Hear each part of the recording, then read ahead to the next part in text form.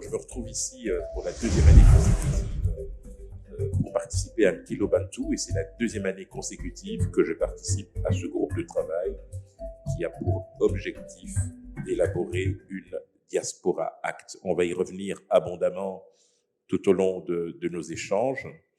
Évidemment, la question que l'on pourrait se poser, pourquoi une Diaspora Act? Alors, peut-être revenir aux fondamentaux, c'est qu'il y a des pays africains qui sont plus en avance que d'autres dans, je dirais, les relations entre leur diaspora et leur pouvoir public, ce qui explique que dans certains pays, notamment d'Afrique de l'Ouest, on est ministère des Sénégalais de l'étranger, des Maliens, etc. Notre pays leur a emboîté le pas il y a de cela une petite quinzaine d'années, tant mieux. Nous avons aussi l'immense plaisir de compter parmi les 14 directions aux affaires étrangères, et je parle sous le contrôle de monsieur le directeur, qui nous fait l'honneur d'être présent.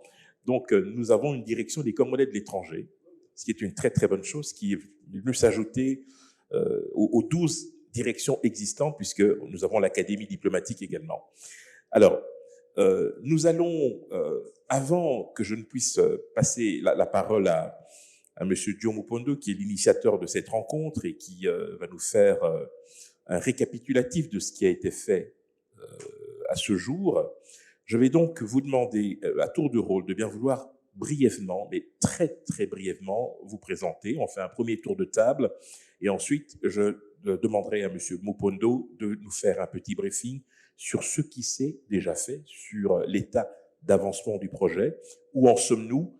Que reste-t-il à faire? Et comment boucler assez rapidement ce projet qui nous tient très à cœur? On va commencer par vous, cher monsieur. Vous avez un micro qui est là. Vous pouvez vous présenter, ce serait gentil. Oui, merci beaucoup pour la parole. Je suis Christian Ilunga, chef des bureaux en charge des conceptions et préparations de projets à la direction de Congolais de l'étranger. Je suis point focal de la RDC à la direction de Congo, des organisations et des citoyens de la diaspora à la Commission de l'Union africaine. Je suis point focal de la RDC au Forum panafricain sur la migration. Voilà ce que je peux dire dans un premier temps. Merci. Soyez le bienvenu. Merci. Bonjour à tous. Je m'appelle Tony Ngumbu. Je suis le fondateur et DG de Mwinda Technologies, une entreprise d'énergie renouvelable. Alors, c'est la deuxième fois que je participe à cet atelier. Nous y étions l'année dernière. Et pour moi, c'est d'une importance particulière parce que j'ai quitté la RDC à l'âge de 4 ans. J'ai évolué complètement dans la diaspora, Belgique et aux États-Unis pendant 20 ans.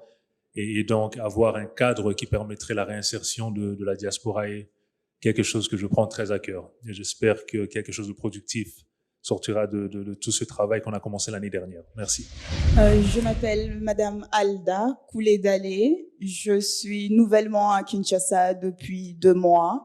Je travaille au ministère des Finances en tant que conseiller financier, mais je suis également vice-présidente du Parti d'Union républicaine pour la diaspora. Et je suis membre de la diaspora depuis 95 et de retour à Kinshasa sur les 2 derniers mois.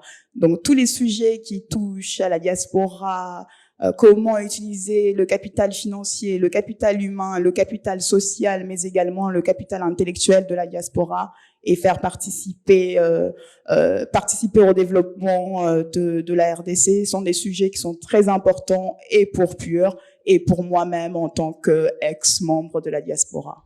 Moi, c'est M. Jérôme Kankonde Kaimbe. Je suis chef de bureau chargé des projets à la direction des Congolais de l'étranger du ministère des Affaires étrangères. J'accompagne présentement M. Kina Directeur. Kina Noana Maximilien, directeur en charge de la facilitation, liaison et contentieux au ministère des Affaires étrangères à la direction des Congolais de l'étranger. Nyanga Laetitia Christine, avocate près la Cour d'appel. J'œuvre au sein du cabinet MBM Conseil, société d'avocats d'affaires, mandataire en mine et carrière. On peut aussi me retrouver sur la plateforme Avocat CD, dont je suis l'une des associées. Merci. Julien Luindola, je suis directeur général et cofondateur de la plateforme avocat.cd qui connecte à peu près 200 avocats a plus de 6000 utilisateurs par mois, dont 80% sont de la diaspora. Voilà. Maître Mwabila Glodi, avocat après la Cour et cofondateur et membre de l'administration du droit d'auteur au Congo. Joe Mupondo, DG de Sodeco Développement et coordonnateur de Kelobantu. Merci. Bon, deux intervenants qui vont se joindre à nous via Zoom. Je ne sais pas si elles m'entendent. Pourriez-vous, s'il vous plaît, vous présenter chacun à tour de rôle, s'il vous plaît? Vous êtes en direct. Hein? Petite annonce importante d'ordre technique. À l'issue de cet atelier, se tiendra dans le salon Lubumbashi, c'est bien ça, l'atelier sur les syndicats. Alors, je sais qu'il y a eu peut-être une petite confusion, mais sachez que cet atelier se tiendra à l'issue de cet atelier dédié à la Diaspora Act. Alors, comment allons-nous procéder? Dans quelques instants, nous allons avoir le grand plaisir de suivre le résumé que nous fera Monsieur Joe Mupondo. À l'issue de cette première prise de parole, nous ferons un premier tour de table pour que vous puissiez nous donner d'abord votre point de vue sur ce qui a été fait, et vous pourrez directement dans la foulée formuler une proposition qui sera de nature à enrichir ce qui aura été dit. Ensuite, nous allons passer à l'enrichissement proprement dit des propositions, et de manière tout à fait exceptionnelle, je le dis et j'insiste là-dessus, je pourrais accorder la parole au public, mais cela ne prendra pas plus de 5 minutes. Si vous acceptez cela, je pense que nous pourrons procéder de cette manière. Joe, tu as la parole. Merci. L'année dernière, en partenariat avec la direction des Congolais de l'étranger, que je prenne le micro quand même. Ok. L'année dernière, en collaboration avec la direction des Congolais de l'étranger, nous avons tenu une table ronde pour évoquer le besoin, si effectivement il y avait besoin d'une Diaspora Act ou pas.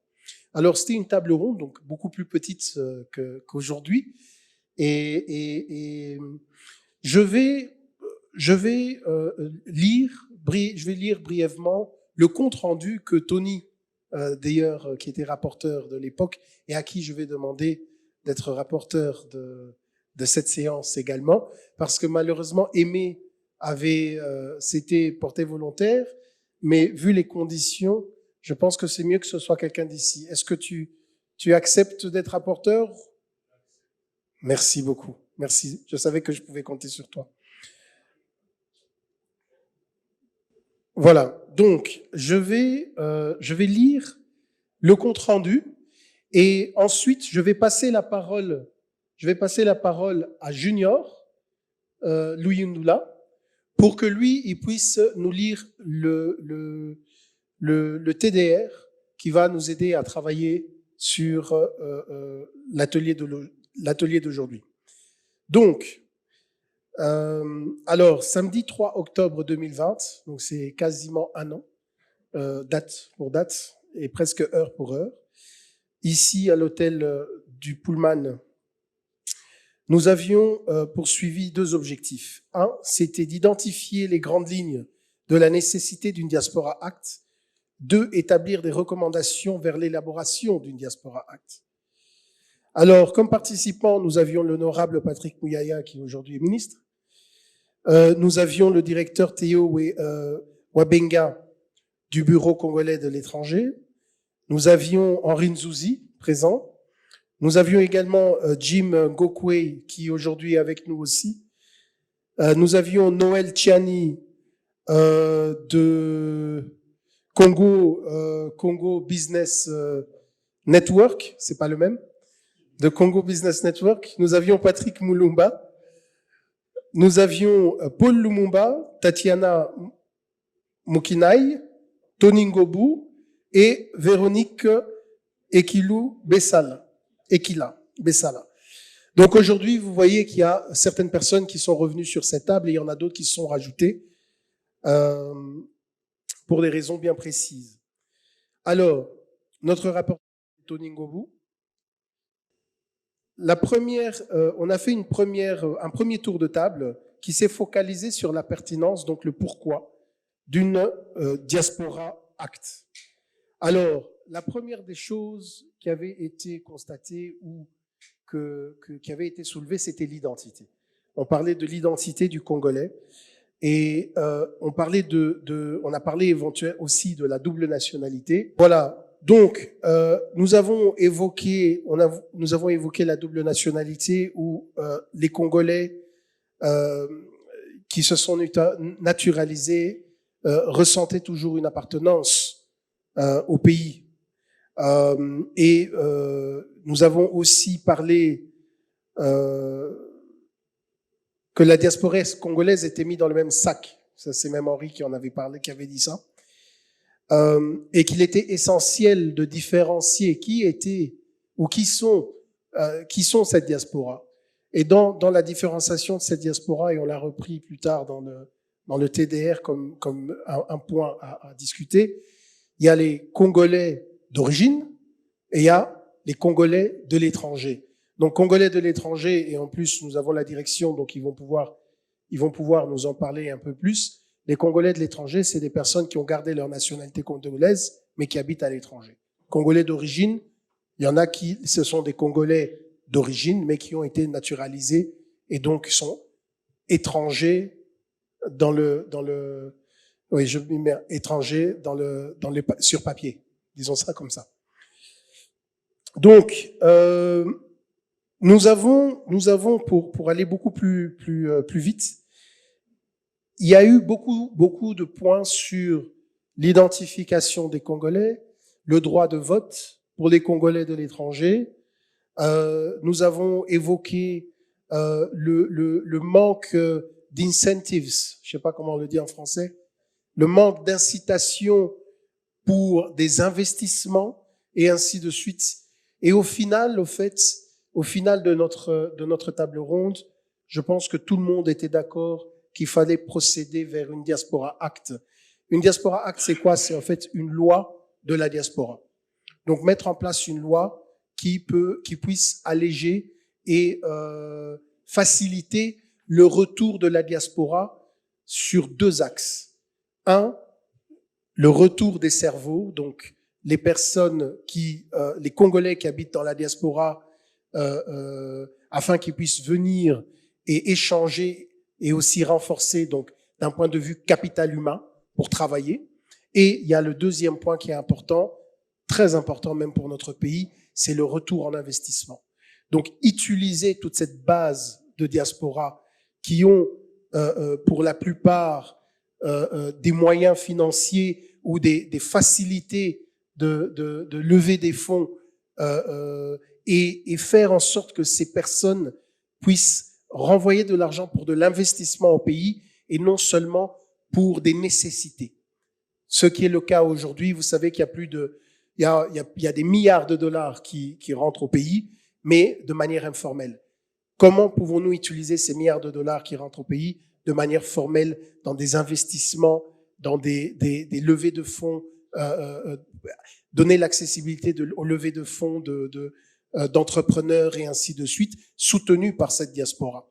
Et donc, pour chuter, nous avons décidé au sein de Nkelo Bantu de commencer à travailler sur des termes de référence afin de pouvoir faciliter notre travail ici, en nous inspirant de lois de diaspora que nos amis et pays africains ont mis en place justement pour pouvoir faciliter ce que nous aussi, faciliter le retour que nous aussi nous avons ressenti.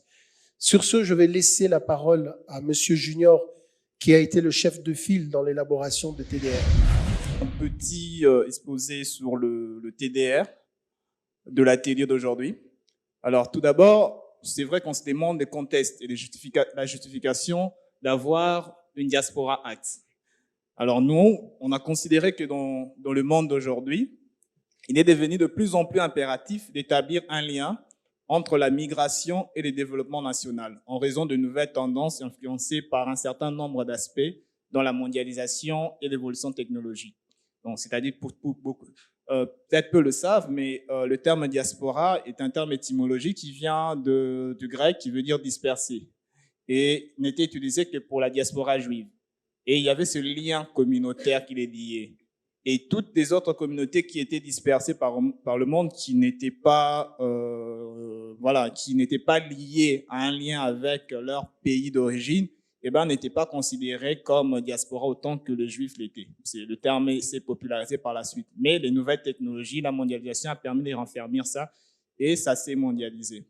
Alors, l'importance des populations de la diaspora dans la vie sociale et économique de leur pays d'origine a été mise en évidence dans plusieurs États, justement ces États qui ont adopté des lois qu'on appelle en anglais Diaspora Act. Il y a Israël, pour commencer d'abord, vu leur histoire, et puis en Afrique, il y a notamment la Zambie. Alors, une priorité élevée est accordée à l'exploitation potentielle latente des communautés de la diaspora. La plupart des pays ont compris qu'avec une gestion et une coordination appropriée, les pays qui travaillent avec la diaspora peuvent en tirer de grands avantages. Afin de garantir des contributions significatives au développement du pays, il est devenu nécessaire que le gouvernement fournisse un cadre clair de collaboration avec la diaspora. Le gouvernement doit prendre conscience des contributions que la diaspora congolaise a apportées de différentes manières, tant au niveau local que national. L'impact positif des envois de fonds, par exemple, et des investissements de la diaspora congolaise dans le pays a en grande partie contribué à l'amélioration de la situation économique du pays. Le gouvernement congolais s'est aussi efforcé d'utiliser les connaissances, l'expérience, les compétences et les ressources financières de la diaspora. C'est dans ces contextes que nous proposons à élaborer un avant-projet ou avant-proposition de loi, ça dépend si ça passera par un parlementaire ou un membre du gouvernement, sur la diaspora, afin de fournir un cadre d'engagement inclusif qui renforcera les contributions positives de la diaspora au développement national. La loi servira également à définir les obstacles, y compris les manques d'informations, et à proposer des stratégies pour relever ces défis, afin d'instaurer un statut de la diaspora et proposer des stratégies pour relever ces défis afin de s'assurer que la diaspora canalise ses ressources de manière efficace. Et pour cela, on a des objectifs, un objectif général et des objectifs spécifiques. L'objectif général de l'atelier, c'est de favoriser le dialogue entre la diaspora et les pouvoirs publics pour l'émergence d'un cadre légal favorable à l'investissement de ceux-ci et à l'arrêt des fuites de cerveau du pays. Les objectifs spécifiques sont plusieurs. Informer les participants de l'atelier des mesures législatives qui ne sont pas favorables aux Congolais d'origine, comme l'a dit Joe, mais qui légalement, quand vous changez de nationalité, vous êtes étranger, vu que la nationalité congolaise est une et exclusive, en RDC, et proposer un cadre juridique qui en exempte les étrangers d'origine congolaise, mais renforcer les relations entre la diaspora congolaise et les entreprises locales afin d'assurer un partage d'expériences et des entrées financières.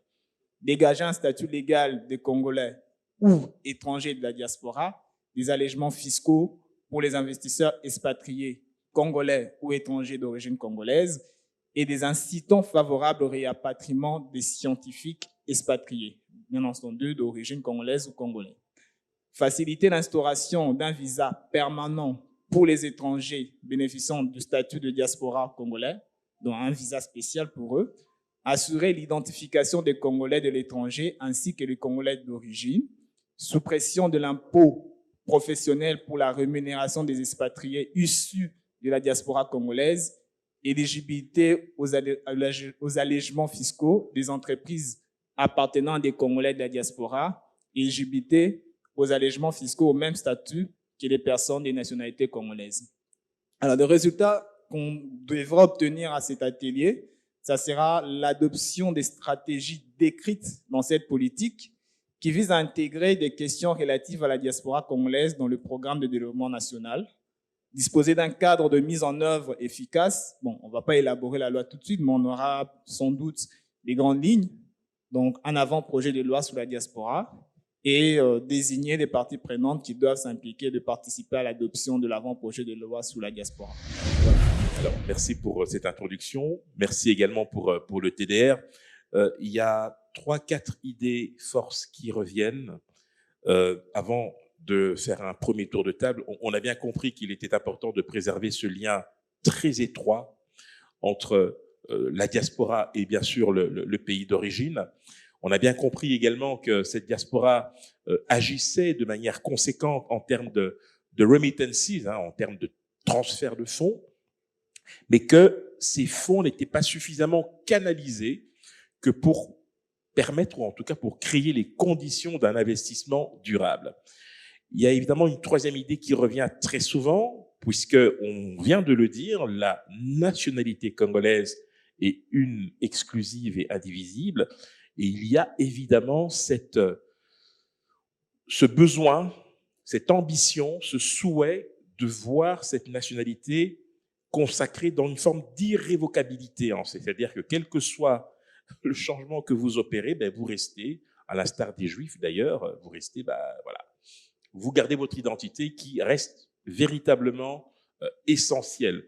Puis un dernier élément aussi, c'est très important, dans l'idée qui sous-tend la Diaspora Act, il y a un ensemble de droits et d'obligations, à la fois, c'est important, de la diaspora et des pouvoirs publics. C'est-à-dire que si le cadre législatif permet d'arriver à un tel texte, il faudra que dans ce texte-là, on puisse aussi identifier les obligations que l'État aura vis-à-vis de sa propre diaspora et les obligations de cette diaspora vis-à-vis du pays d'origine. Tel que vous représentez ici le ministère des Affaires étrangères, vous avez à vos côtés un fonctionnaire de la direction des Congolais de l'étranger, un premier commentaire, une première réaction par rapport à ce qui vient d'être dit.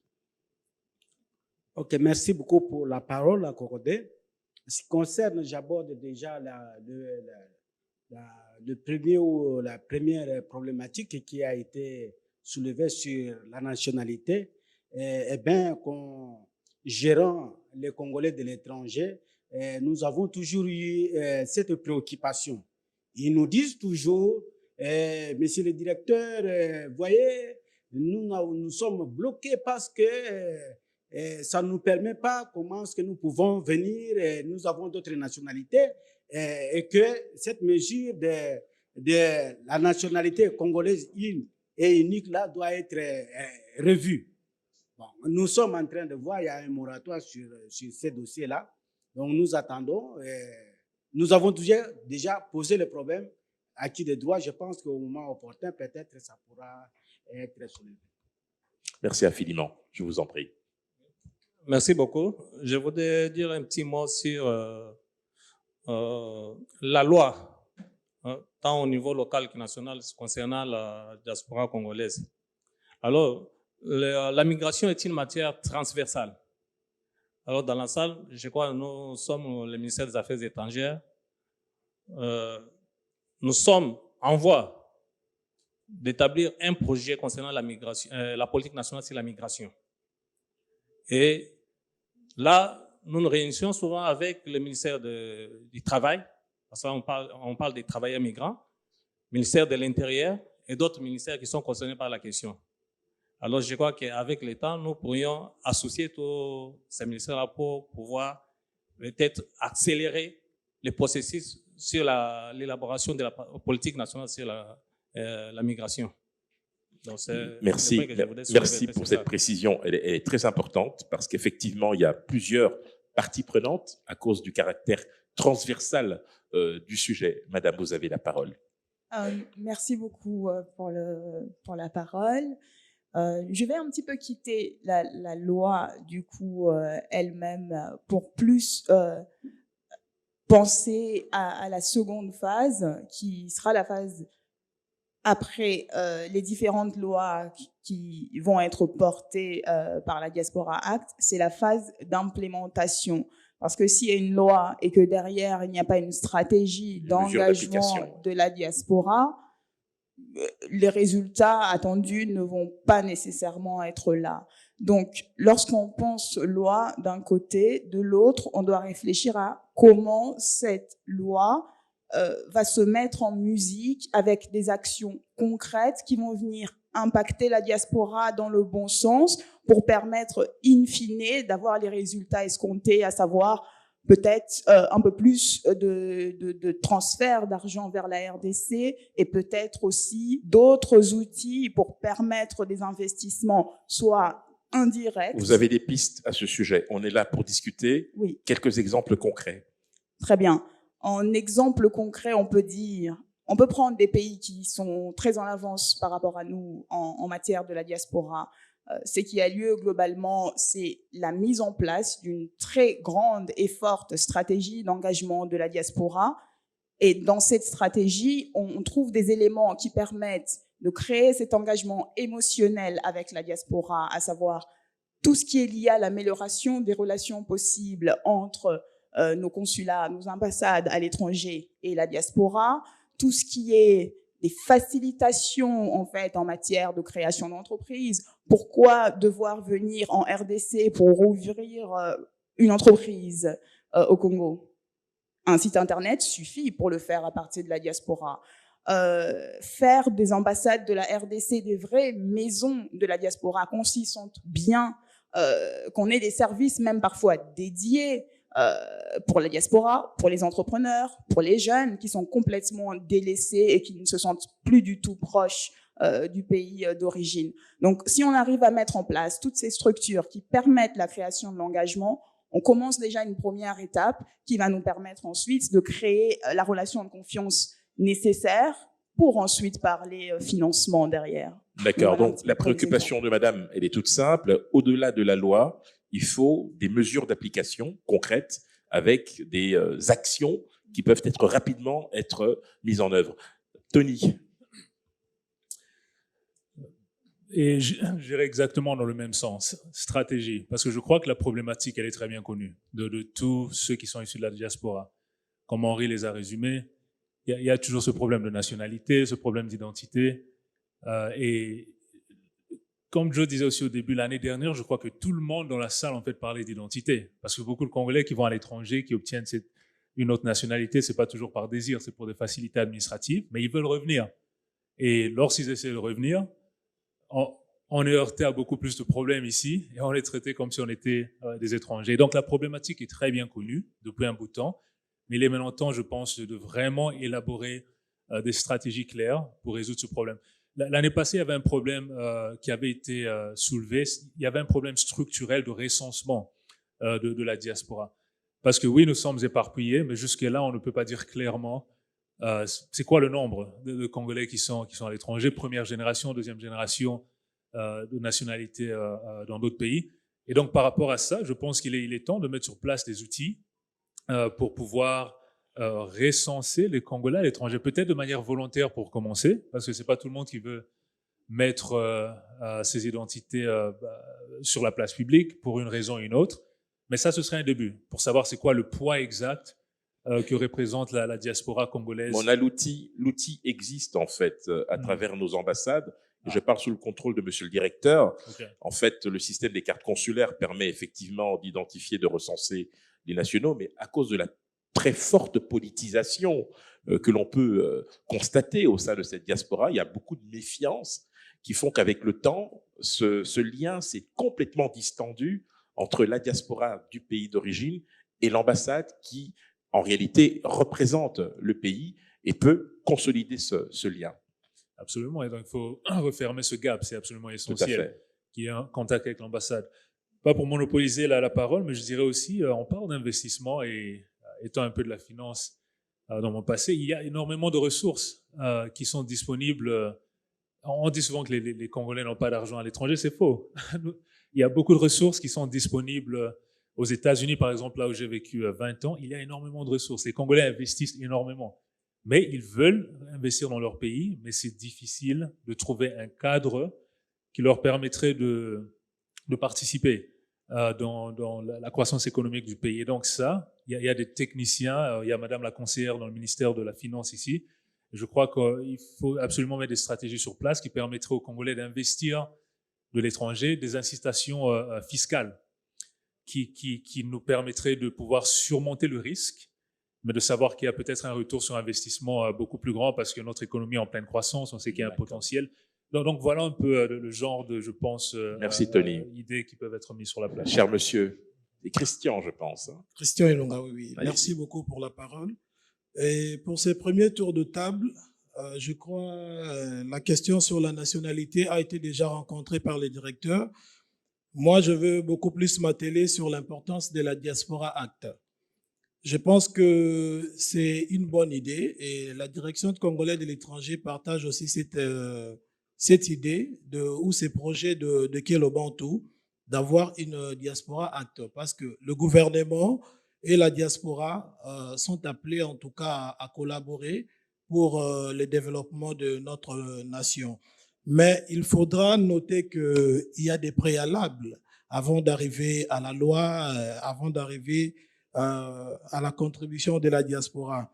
Et parmi ces préalables, je veux me baser beaucoup plus sur une enquête récente de l'Union africaine, mais menée par un cabinet d'études, DEMA, qui est de l'Allemagne. Et là, je pense que parmi les préalables, il faudra d'abord identifier la diaspora congolaise. C'est vraiment un des préalables. Et à part le fait d'identifier la diaspora congolaise, il faudra aussi identifier les besoins réels de la diaspora. Parce qu'on peut bien élaborer une stratégie nationale de la diaspora, mais si cette stratégie ne répond pas aux besoins réels de la diaspora, ça ne produira pas des effets. Et à part identification de la diaspora et de leurs besoins, il y a aussi la mise en place d'une stratégie de la diaspora congolaise assortie des programmes et d'une feuille de route. Et parmi les pays qui ont réussi, prenons par exemple le Sénégal, d'après cette enquête-là, sur 4, le Sénégal a plus de 2. Donc 2,4 je crois sur 4 d'après les enquêtes de l'Union africaine. Et vous comprendrez que le Sénégal a une stratégie qui intègre la présidence, qui intègre le ministère des Affaires étrangères, qui intègre aussi le ministère de l'Emploi. Je pense que si on doit s'inspirer des bonnes pratiques, déjà de la gestion de la diaspora au niveau de l'Afrique, le Sénégal fait partie des bons exemples qu'on peut citer. Et à part l'élaboration d'une stratégie nationale, comme vous le savez, derrière toute stratégie, il faut mettre des moyens financiers. Et c'est là que nous rencontrons vraiment de problèmes. Et pour tenter à résoudre ces problèmes, la direction de Congolais de l'étranger a relancé cette année les comités chargés des mobilisations des ressources extérieures pour financer la diaspora congolaise ou encore les Congolais de l'étranger en situation de vulnérabilité. Et dans cette commission, il y a le ministère des Finances qui siège, il y a le Fonds national de promotion et des services sociaux, il y a le secrétariat général à la coopération et bien évidemment, il y a aussi le ministère des Affaires étrangères représenté par la direction de Congolais de l'étranger.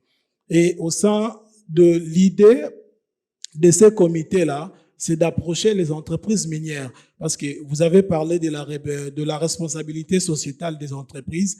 Je pense qu'il y a une quotité que ces entreprises minières devraient reverser au Fonds national de promotion et des services sociaux.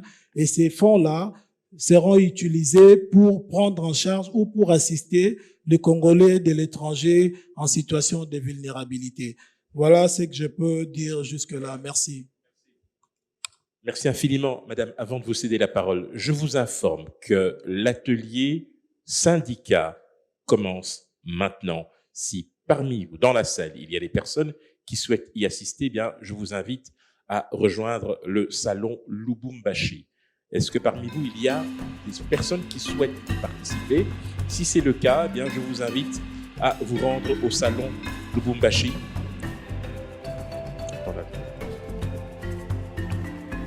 Je vais revenir d'un peu loin parce qu'on va... Merci pour votre disponibilité, merci. Alors, est-ce que je peux demander aux personnes qui sont restées dans la salle de bien vouloir se rapprocher, s'il vous plaît.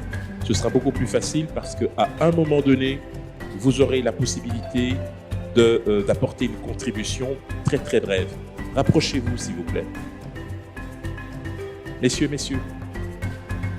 Voilà, très bien. Madame, vous avez la parole. Merci. J'ai suivi les interventions de ceux qui m'ont précédé. Je vais essayer un peu d'apporter un commentaire sur chacun des points. On a parlé un peu plus tôt des investisseurs expatriés pour voir s'ils peuvent avoir droit à des allègements fiscaux, un statut légal des Congolais, une proposition d'un cadre juridique d'exemption pour les étrangers d'origine congolaise. Ce sont les points que moi j'ai soulignés dans tout ce qui a été dit. Assurer l'identification, l'impôt professionnel pour les rémunérations des expatriés. Apparemment, ça froisse à ces niveaux-là, de se dire que je suis congolais d'origine, mais je dois payer cet impôt-là. Ici, la base, comme le disait plutôt M. Junior Lulundula, nous sommes à l'article 10 de la Constitution.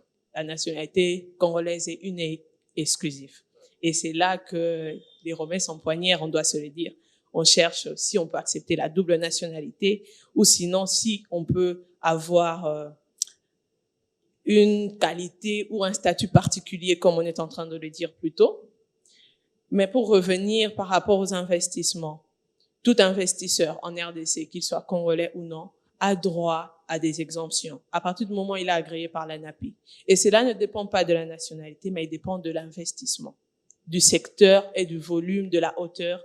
Vous aurez un agrément qui vous donnera une exemption ou une exonération. Ce qui est différent, c'est-à-dire que ça peut être pour une période ou ça peut être à durée indéterminée. Ça peut être, par exemple, qu'on vous exempte des acomptes provisionnels, parce qu'on a 4 acomptes provisionnels pour toutes les entreprises pendant l'année.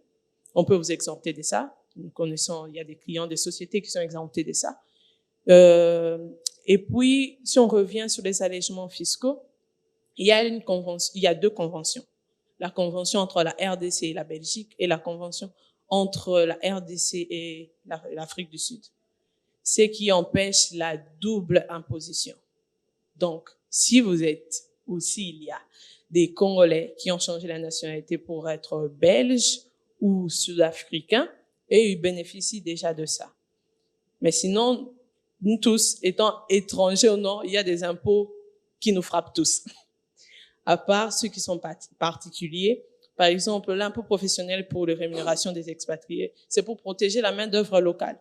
On veut décourager de prendre les étrangers parce qu'il y en a beaucoup de main-d'œuvre. On est tout le temps en train de dire il y a des chômeurs, il y a des chômeurs, il y a des chômeurs. C'est pour les pousser à les prendre. Et elle change selon, par exemple, les secteurs. Si on est dans le secteur minier, durant une période, elle a un certain pourcentage qui va augmenter parce qu'on vous laisse cette période-là pour former une main-d'œuvre locale, pour vous pousser à prendre cette main-d'œuvre-là locale. Et il y a une circulaire pour la DGEM. J'ai entendu les intervenants avant moi, certains ont parlé de la DGEM. De la DGEM depuis une déclaration du président actuel qui permet aux Congolais d'origine d'obtenir facilement le visa. C'est un document qu'on peut trouver facilement à la DGEM pour obtenir facilement un visa ou un passeport quand ils veulent revenir dans le pays. Il suffit juste d'être muni de son ancien passeport et de son attestation de naissance. Par rapport au visa de long séjour, parce que plus haut parmi les objectifs, dans le TDR, j'ai suivi qu'on parlait d'un visa permanent. Pour les visas permanents ou de long séjour, pour les expatriés, il est possible, si on est associé, parce qu'on parle beaucoup des investisseurs ici, si on est associé actif d'une société créée en RDC, ou sinon, si on est homme d'affaires, de bénéficier de ce visa-là. Et ce visa-là est égal à une carte de résidence. On est exempt d'un visa sortie et d'un visa entrée, ce qui est obligatoire pour les autres visas permanents. Donc, j'essaie un peu de toucher à tout. J'essaie de voir ce que j'ai noté sur les différents points des intervenants avant moi. Les autres points, je pense que je pourrais ajouter un commentaire si on me le permet même après. D'accord. Alors, je pense qu'avant de vous céder la parole, pour pouvoir vraiment entrer dans le vif du sujet, certains Congolais pour lesquels nous voulons nous battre ici, qui sont à l'étranger, ont le sentiment que l'on ne privilégie pas suffisamment la préférence nationale. Pourquoi ? Parce que certains étrangers ont plus facile à investir au Congo que les Congolais eux-mêmes. Alors, je fais l'amalgame volontairement. Congolais d'origine étrangère ou locaux. Or, il se trouve, et je pense que nous pourrions utiliser cela comme angle d'attaque. En 2017-18, je parle sous votre contrôle, la fameuse loi sur la sous-traitance, par exemple, permet, en tout cas dans son esprit, de créer les conditions de l'émergence d'une classe moyenne congolaise, en faisant en sorte que les Congolais qui ont des structures, des petites entreprises ou des micro-entreprises puissent être en capacité de soumissionner au même titre que les autres, mais tout en leur réservant un certain pourcentage de parts de marché. Tout à fait. Nous pourrions peut-être aussi, dans nos échanges, nous inspirer, je ne dirais pas des dispositifs, mais en tout cas de l'esprit de cette loi qui mettrait vraiment la préférence nationale au cœur du sujet. Parce que c'est aussi une attente importante de la diaspora. C'est une façon aussi de permettre que nous entrions dans le vif du sujet. Cher monsieur, maître, vous avez la parole si vous avez un commentaire par rapport à ce qui vient d'être dit. Tous les juristes ne sont pas des maîtres. Autant pour moi. Autant pour moi. D'accord, mais bon, je vais rebondir à ce que maître Laetitia vient de dire. Elle a démontré qu'il y a des obstacles qui empêchent les Congolais qui ont changé les nationalités, qui sont maintenant légalement des étrangers, de pouvoir accéder à certains allègements et tout. C'est vrai que le Code des investissements permet à toute personne de pouvoir investir en RDC, être agréé et de pouvoir avoir des facilités et des allègements d'ordre fiscal. Mais ce que j'ajoute, c'est que pour les étrangers, c'est limité à 5 ans. Donc, l'idée qu'on peut émettre, c'est par rapport à ces différentes lois, c'est de voir comment faire en sorte qu'il y ait une préférence pour une personne dont les ascendants sont d'origine congolaise. Donc, voilà. Donc, et faire en sorte qu'au lieu que ça soit 5 ans, que ça soit dans la même périodicité, ou même périodicité qu'un Congolais d'ici, ou bien qu'il soit plus qu'un Croate ou un étranger. Prenez la fameuse arrêté qui protège la main-d'œuvre locale. Alors, un employeur va se demander, mais quel avantage j'aurais de prendre un Congolais qui a changé de nationalité, parce que ça me coûterait la même chose que si je prends un Américain, un Croate et tout ça. Donc, c'est voir ces différentes lois et tests bon, c'est pas de la discrimination, mais qui ne tient pas compte de cette préférence et les intégrer, dans un test global. En gros, c'est un peu le travail que nous voulons faire pour le compte de Kaido Bantu, et je pense que c'est important. Merci infiniment. Je vais juste ajouter un petit détail. Oui. Oui, je vous en prie, voulais juste madame. ajouter une phrase à ce que M. Junior venait de dire. Et pour aller dans le même sens que tout ce qu'il a dit là, donc il faudrait cibler les secteurs et voir dans quel secteur. C'est comme par exemple, vous avez cité certaines lois. Certaines lois n'ont pas... L'esprit n'est pas mauvais. Les dispositions ne sont pas mauvaises, mais on peut les réadapter, on peut les revoir. Bien sûr. Pour les adapter à une situation précise. Donc, on doit aller plutôt secteur par secteur et bien viser pour proposer. D'accord. Alors, nous avons M. Aimé Indengue qui est connecté et qui souhaiterait réagir. Aimé Indengue, est-ce que vous nous entendez? Allez-y. Je vous entends parfaitement. Oui, tout à fait. Nous vous écoutons. Nous vous écoutons parfaitement. Oui, nous vous entendons. Nous vous entendons parfaitement. Allez-y. Je voudrais réagir un peu sur la première réflexion de ma collègue Yata, qui disait que cette deuxième édition, on devrait, au-delà des constats, que que nous avons tous fait, c'est peut-être la phase opérationnelle et réfléchir ensemble à comment est-ce qu'on met tout ça en pratique finalement, parce que les constats, on les connaît, vous avez rappelé que dans différents pays, il y a eu des expérimentations dont on peut s'inspirer. Je pense qu'une des choses qu'on va faire dans les différents pays, c'est la création de ce qu'on pourrait appeler un conseil représentatif de la diaspora. Quel est l'objectif? L'objectif, c'est canaliser finalement différentes expertises, différents représentants de différents corps de ces diasporas pour participer avec les autorités à l'élaboration de la politique de la diaspora, pour en assurer également le suivi de la mise en œuvre, éventuellement le monitoring, pour faire des études de benchmark et regarder comment est-ce qu'on peut s'inspirer des best practices, et tout cela de façon continuelle. Je pense que c'est par là que ça commence, la mise en œuvre. C'est mettre en place des instruments, enfin en tout cas un body, une entité, qui va apprendre à bras le corps, je dirais, toutes nos constatations et s'asseoir avec les autorités pour essayer de les transformer ici en mesure de mise en œuvre, si vous voulez. Est-ce que certains d'entre vous ont déjà réfléchi dans ce sens? Allô? Bon, moi, je pense beaucoup plus qu'il serait souhaitable pour cette deuxième session que nous puissions déjà aller plus loin, puisque tout a été dit à la première session, notamment l'identification, le recensement et tout. Je profite aussi de l'occasion pour essayer de poser la question à monsieur le directeur qui est là. Est-ce qu'il existe réellement un atelier échange? Est-ce qu'il existe réellement une cartographie par rapport aux différentes zones de la diaspora?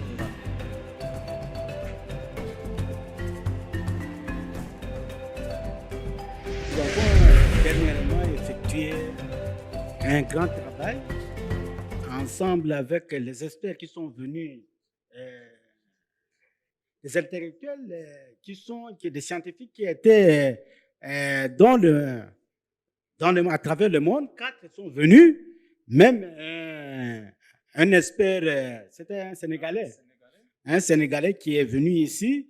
Nous avons fait des études, même il y a des formations sur la cartographie, et ainsi de suite. Il y a des histoires qui existent, mais il y a quelque chose qui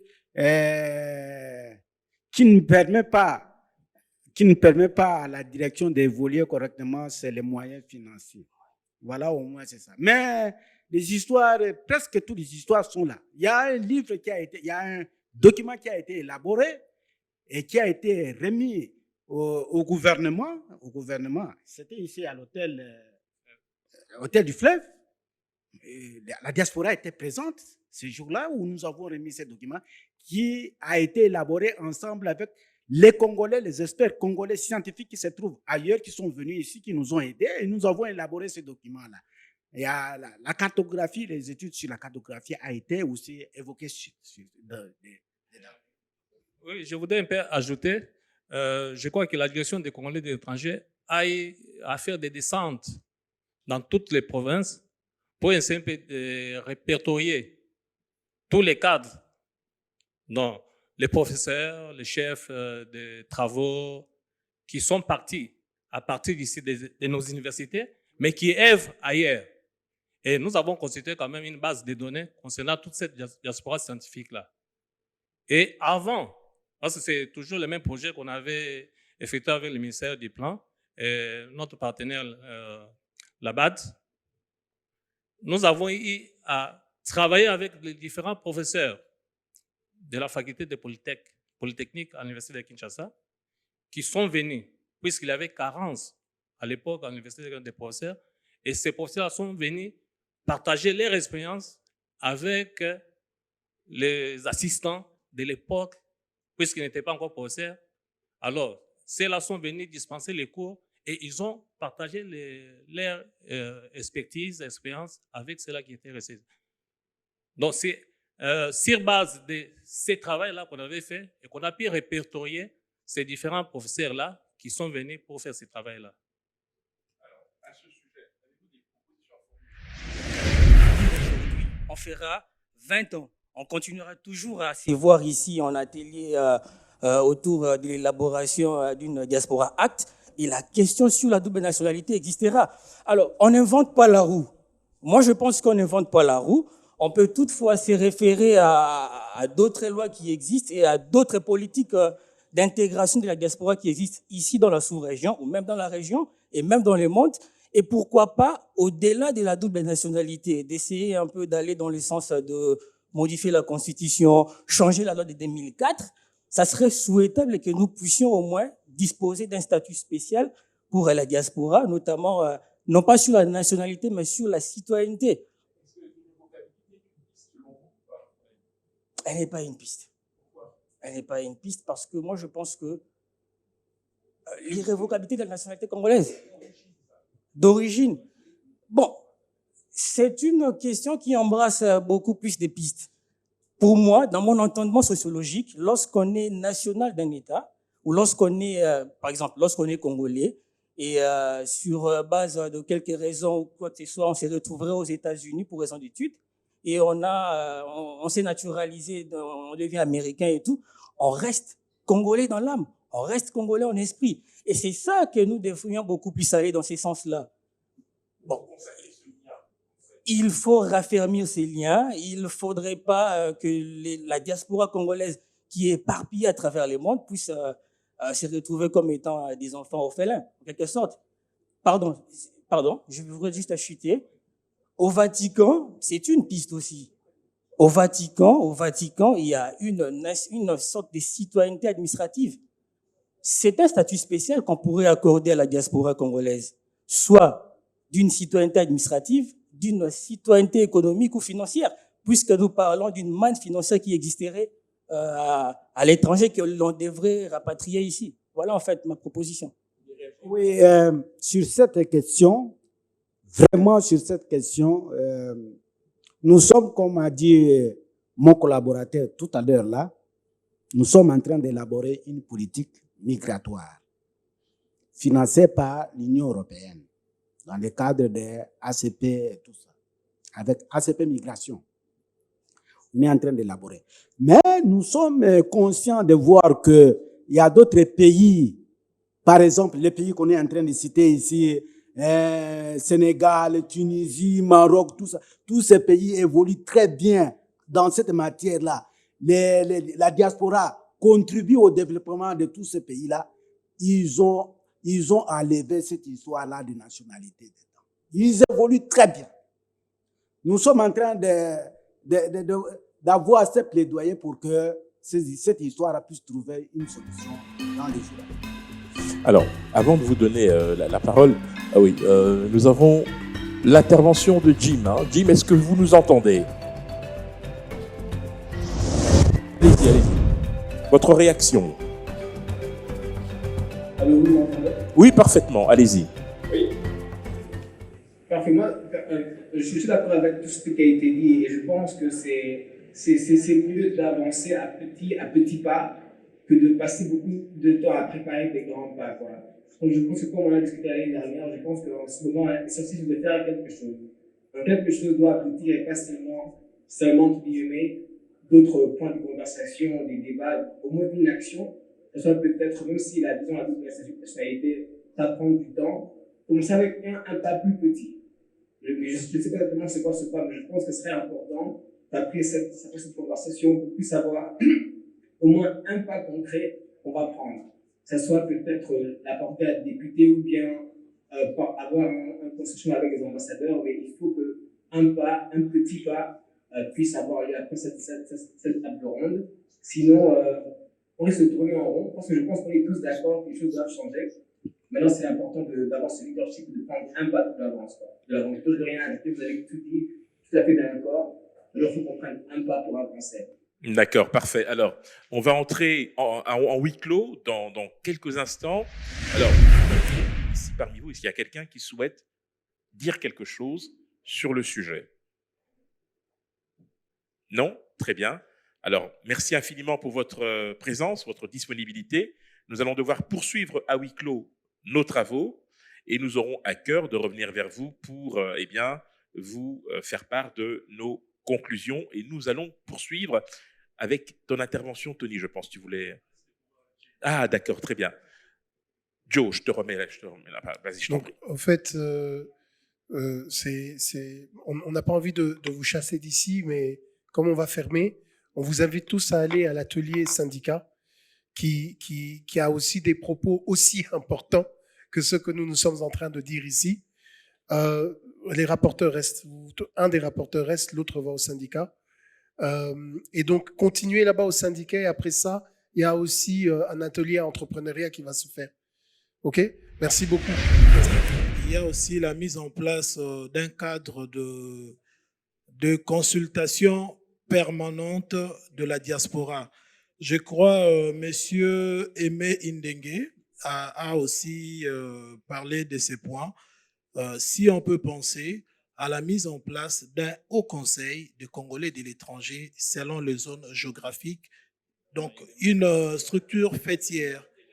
Voilà. C'est vrai, il y a eu plusieurs forums, plusieurs fois on a tenté. En fait, on aime beaucoup politiser les choses. On voit les choses sous un angle politique. Et je pense que si l'action partait du ministère des Affaires étrangères pour fédérer tout le monde, ça sera une bonne chose. Et ils pourront avoir un mandat d'1 année, comme ça sera rotatif. Ça ne sera pas seulement une personne qui est là pour la vie et qui ne soit pas aussi, qui n'ait pas de, qui ne soit pas politique, c'est mieux. Oui, je voudrais revenir sur le principe de l'irrévocabilité de la nationalité congolaise. Comme l'a dit Maître Mwabila, ce n'est pas une piste à ce moment parce que ça nécessitera de toute évidence de modifier la Constitution. Or, ce n'est pas notre démarche. Notre démarche, c'est de mettre en place une loi qui soit conforme à la Constitution, qui ne donne pas aux Congolais qui ont changé la nationalité congolaise, mais une citoyenneté, un statut spécial qui leur permet de pouvoir jouir des certains droits au même titre que des Congolais d'origine ou d'acquisition. Donc voilà, la démarche pour moi, elle est celle-là. Et il y a encore un autre élément qu'on oublie aussi, c'est la question de l'investissement. C'est-à-dire que d'un autre côté, il y a des avantages qui devraient aussi profiter à des entreprises qui sont à l'étranger, mais dont les détenteurs ou les associés majoritaires sont des Congolais. Parce que la nationalité d'une entreprise tient lieu du siège. Donc, dès le moment où l'entreprise est en France, en Europe, elle est considérée comme une entreprise de droit belge, de droit français. Mais il y a un débat là-dessus aussi sur la question du fait qu'il est, c'est le même débat qu'il y a ici. Beaucoup d'entreprises, des grandes entreprises, sont détenues en majorité par des étrangers, mais ne sont congolais que de nom.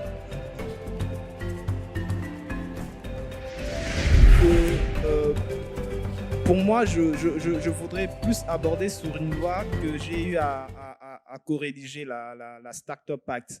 Donc, ce projet de loi prévoit à ce qu'une entreprise innovante qui est naissante puisse avoir certains avantages d'exonération allant même jusqu'à 5 ans.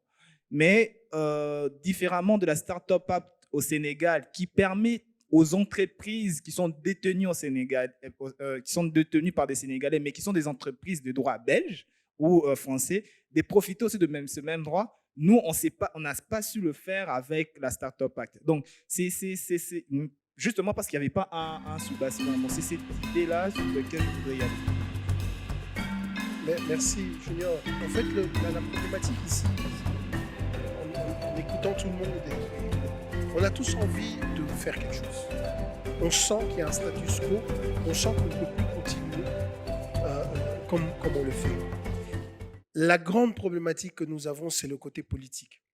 Je rejoins Christian dans le fait qu'il faut un soutien et une vision politique qui comprend les enjeux et qui comprend le pourquoi. C'est ce qu'ils ont fait en Zambie, c'est ce qu'ils ont fait en Éthiopie, c'est ce qu'ils ont fait au Sénégal, au Kenya, en Jamaïque. Donc, ils ont compris qu'on doit arrêter un discours, on doit arrêter ce discours de nationalité. On doit plutôt parler de de citoyenneté, de propriété.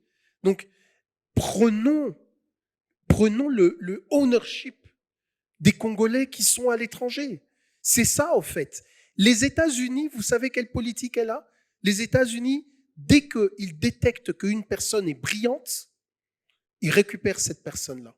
Peu importe d'où cette personne elle arrive, ils disent, toi, tu viens aux États-Unis, on te donne la résidence, tu as même la possibilité de devenir américain, tu viens travailler ici. Pourquoi? Parce qu'ils voient que cette personne est brillante et qu'elle peut effectivement contribuer au développement du pays.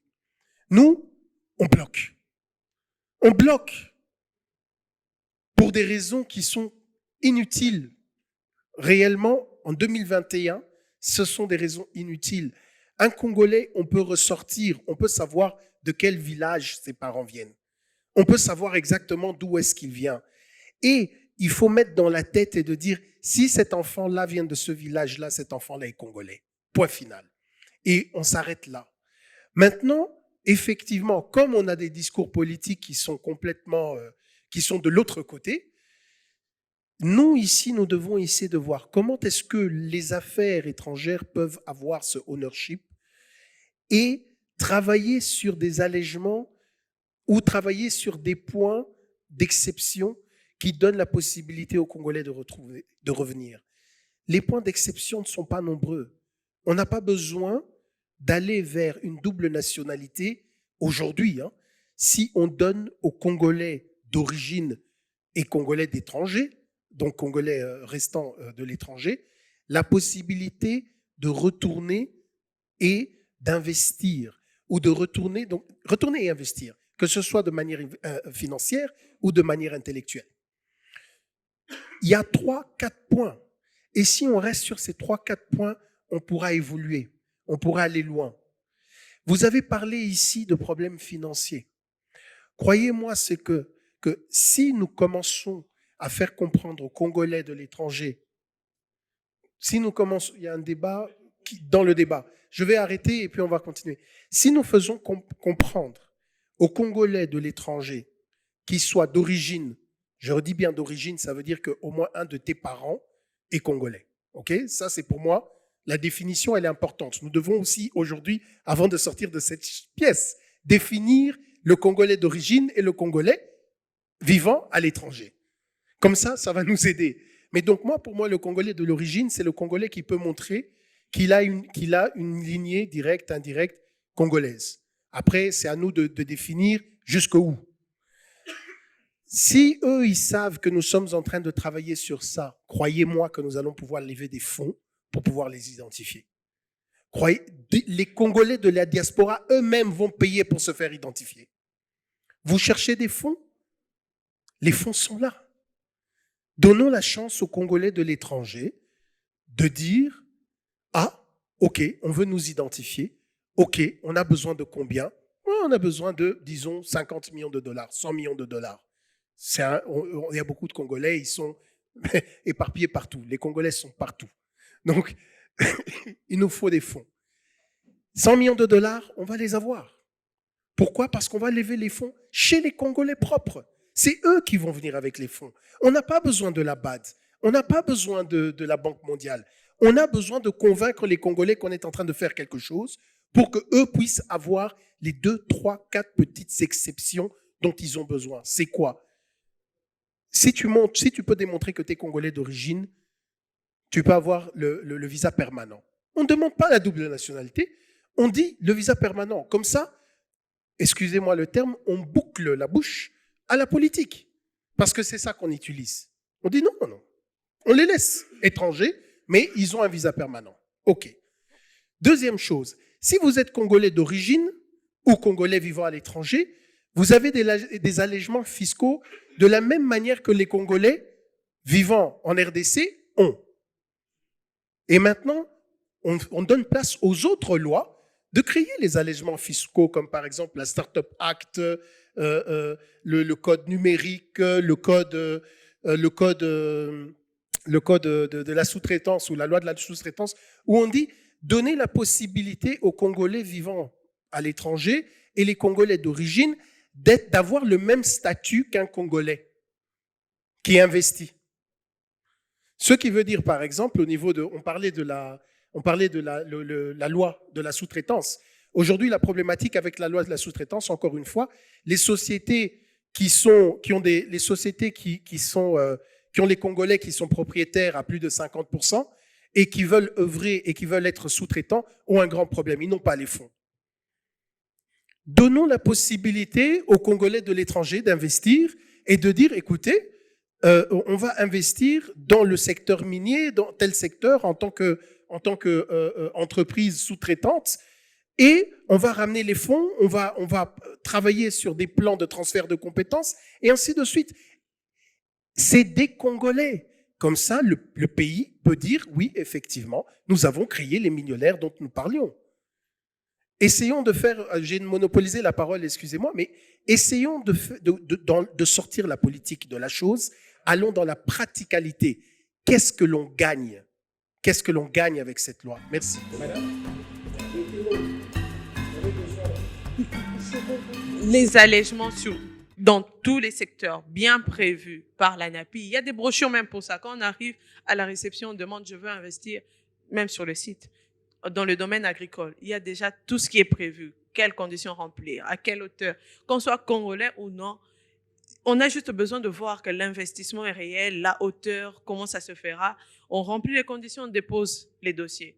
On a eu des clients qui ont déposé des dossiers, qui ont reçu cet agrément et qui en bénéficient actuellement. Et pas seulement les exemptions, mais ils ont aussi des exonérations.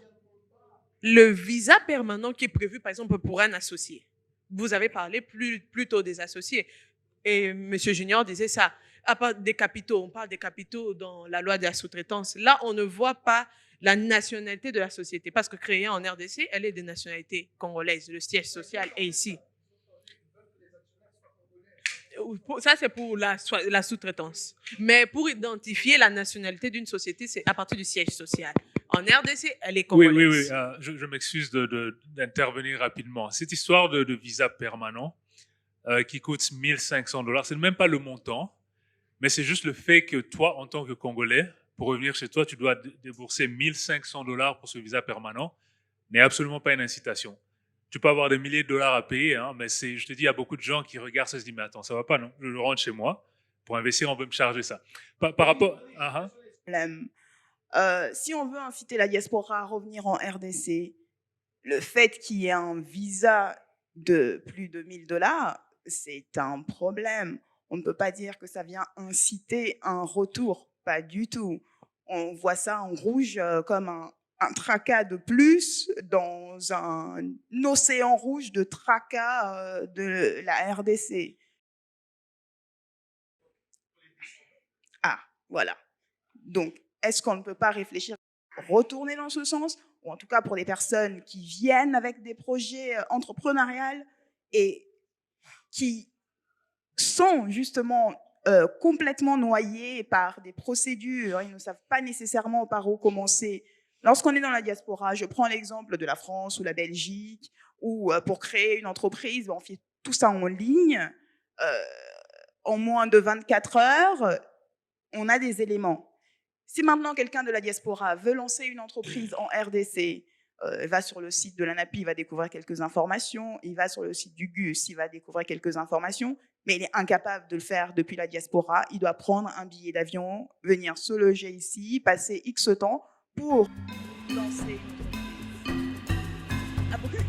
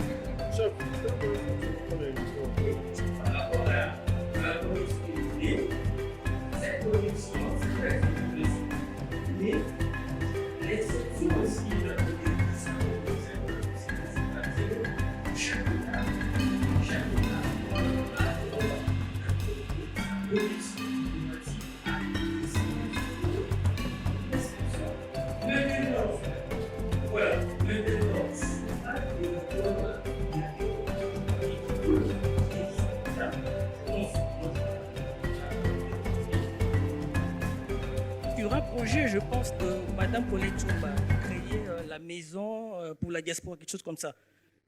La maison, ça existait, mais où en sommes-nous maintenant aujourd'hui?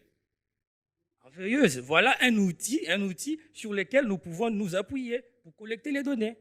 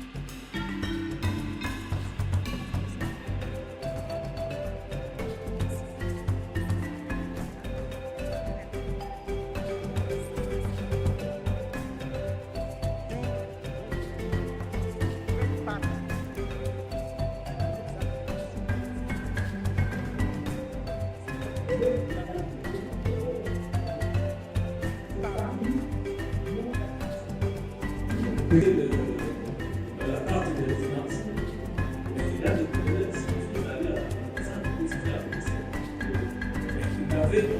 on avait ça par exemple en État aussi. Avec passeport, avec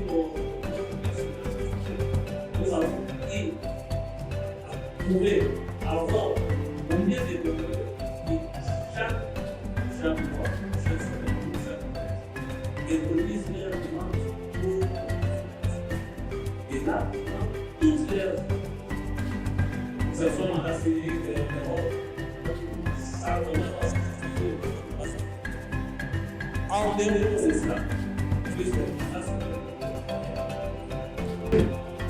avant les élections, je crois que nous avons eu à travailler avec la CENI.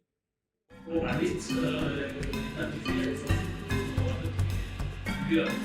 ça c'était dans la prothèse. Une bonne règle. Voilà. Alors, à ce moment, on a dit qu'il n'y a pas de moyens. On va pas voter. Il y a une autre position. on devrait, je ne sais pas, établir des cartes, ce qu'on a appelé cartes au capi, pour tous ces Congolais-là qui ont déjà changé leur nationalité, mais qui gardent quand même ces liens avec notre même parti, Patrie Plutôt. Et cette carte-là allait leur servir. Donc, chaque fois lorsqu'ils rentrent au pays, qu'ils ne rencontrent pas des obstacles, qu'ils ne rencontrent pas des difficultés, et lorsqu'ils sont devant une difficulté, et ils peuvent directement saisir le ministère des Affaires étrangères ou la direction des Congolais d'étrangers, et la direction va les accompagner et les orienter dans les différents secteurs où ils veulent investir.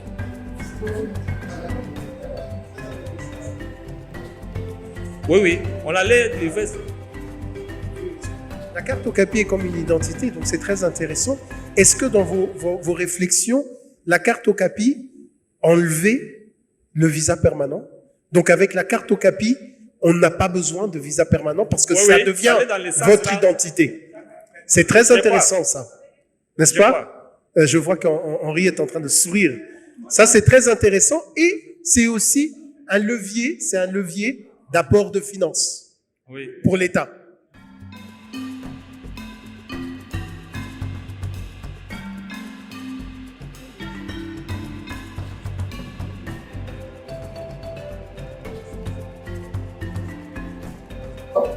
Un mètre. Et ça, c'est pas dans la NAPI, ça. Là, on est sorti de la NAPI. Mais c'est effectivement quelque chose que l'on pourrait proposer. Oui.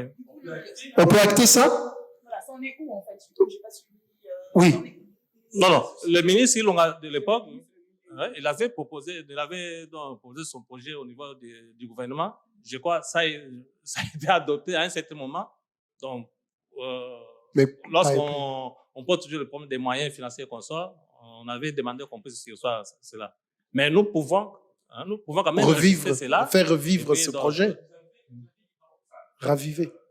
L'intitulé exact de ce projet? Oui. On en a. Oui. La carte au capot. Voilà, c'est ça. Oui. Donc, nous avons tout ça dans tous les projets dont il y en a. Bon, je voudrais aussi relever un fait. Parce qu'on ne peut pas passer ça dans autre. Lors des dernières consultations du Palais du Peuple, il y avait eu des résolutions où on devrait accorder des facilités consulaires aux Congolais d'origine qui ont déjà changé leur nationalité, et ainsi de suite. Mais dans la pratique, on avait constaté que c'est uniquement aux sportifs, aux joueurs.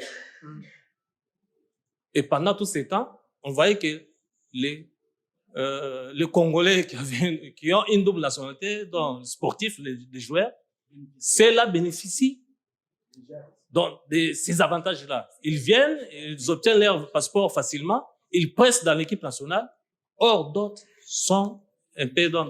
Oui, effectivement, ils ont une double nationalité de fait. De fait. Ouais. Et donc, il y a une... Alors, on devait extrapoler. Oui.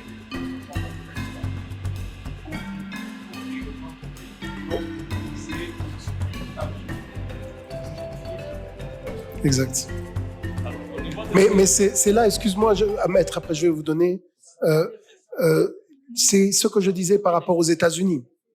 Donc, si on a la possibilité de montrer qu'on contribue au rayonnement du pays, ce qui est au fait ce retour de cerveau, de pouvoir donner et bénéficier de ça aussi. Légalement, il n'y a aucune règle qui oblige en droit congolais de prendre un sportif de nationalité belge ou française.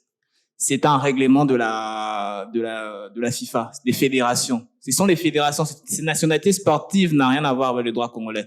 Donc c'est comment on appelle le terme, de soft law.